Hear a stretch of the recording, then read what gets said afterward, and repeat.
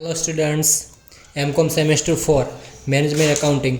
आई hope कि आपने इससे पहले का प्रीवियस वीडियो अच्छे से देखा होगा, जिसमें यूनिट नंबर 2 का मैंने कंप्लीट सॉल्यूशन आपको सिखाया है।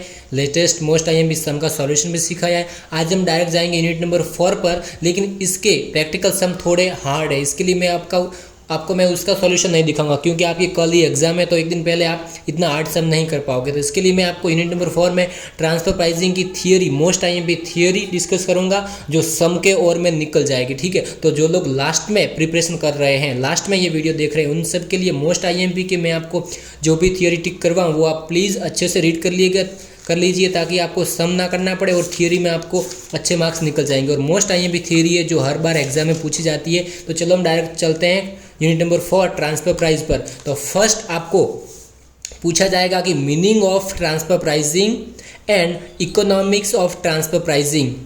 Explain the meaning of transfer pricing and economics of transfer pricing.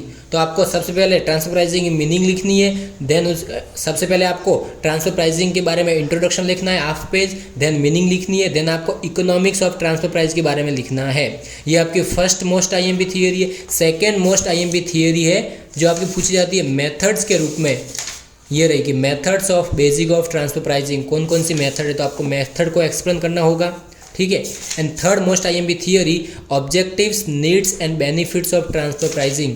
ये तीनों मोस्ट आईएमपी थियरी है। और कभी कभार ऐसा भी पूछा जाता है कि जो मेथड्स है उसमें से कोई भी 2 या 3 मेथड्स या 1 या 2 मेथड एक्सप्लेन कीजिए, या फिर ऐसा भी पूछते हैं कि ऑल मेथड्स के नाम बताइए, देन 1 या 2 एक्सप्लेन कीजिए। तो आपको अच्छे से एक बार सारी मेथड्स देख लेनी है, ट्रांसफर प्राइसिंग की मीनिंग देख लेनी है, उसके बारे में थोड़ा इंट्रोडक्शन देख लेना है, ताकि आपको कुछ भी एग्जाम में पूछे आप फर्स्ट हाफ पेज में इंट्रोडक्शन लिख सको, देन मीनिंग लिख सको। उसके बाद आपको जो भी पूछा है ऑब्जेक्टिव्स या मेथड्स या इकोनॉमिक्स, आप वो आराम से लिख सकते हो। तो आई होप कि ये आईएमपी आपको समझ में आ गई होगी।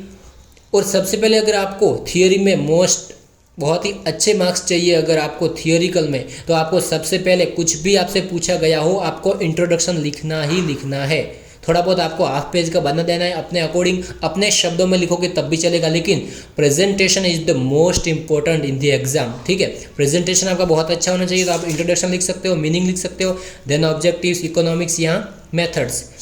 ठीक है, आई होप कि आपको ये समझ में आया होगा। देन यूनिट नंबर 2, जिसके बारे में मैंने आपको इससे पहले प्रीवियस वीडियो बना चुका हूँ मैं मोस्ट आईएमपी सम के लिए। मैं आपको 1-2 मोस्ट आईएमपी थियरी भी बता देता हूँ, जो थियरी आपको एग्जाम में पूछी जाती है। लेकिन आई होप कि आप ओनली फॉर सम ही एक्सप्लेन करोगे, सम ही कैलकुलेशन करोगे, क्योंकि सम बहुत ही ज़्यादा इजी है। फिर भी अगर आपको समझ में ना आया हो तो मैं आपके लिए थियरी भी बता देता हूँ, मोस्ट आईएमपी थियरी। फर्स्ट तो ये sensitivity analysis most IMP theory है, then probability assignment, then decision tree approach, ये most IMP 3 theory. And fourth one is inflation in capital budgeting process. ये 4 मोस्ट आईएमपी थियरी है, जो आप last में एक बार देख सकते हो। लेकिन जहाँ तक हो सके तब तक आप सम ही देख लीजिए, बहुत ही ज़्यादा इजी सम है। तो आई होप कि आपको अच्छे से सब कुछ समझ में आया होगा। तो प्लीज़ बने रहिए मेरे साथ और चैनल को लाइक एंड सब्सक्राइब जरूर कीजिएगा। Thank you.